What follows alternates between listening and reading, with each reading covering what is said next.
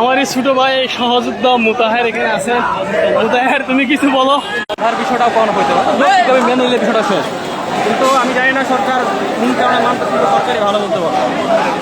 আমার মনে হয় না এটা এতদিন দূরে রাখার কোনো যৌক্তিকতা আছে। তারা এখন পর্যন্ত বাধা যেখানে আসছে সেখানে আমরা কাটে এসেছি। পুলিশ আমাদের বাধা দেওয়ার চেষ্টা করছে, থামানোর চেষ্টা করছে, কিন্তু আমরা আমাদের সবাইকে নিয়ে একসাথে সামনে বঙ্গভবন পর্যন্ত যেতে চাই। আপনারা আমাদের সাথে থাকবেন। আজকে আমরা বঙ্গভবনে যে রাষ্ট্রপতির কাছে আমাদের যে স্মারকলিপি আজকে আমরা দিতে চাই, সেই স্মারকলিপি আমরা দিয়ে তারপর আমরা ফিরে আসবো ইনশাল্লাহ। আপনার নামটা বলতেন? আমি জগন্নাথ বিশ্ববিদ্যালয়ের একজন স্টুডেন্ট। আমি বিবিএ এমবিএ শেষ করেছি জগন্নাথ বিশ্ববিদ্যালয় থেকে। আজকে মানে কি কর্মসূচি পালন করছেন?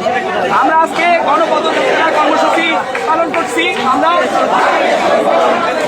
দ্বিতীয় দিকে হচ্ছে 11টায়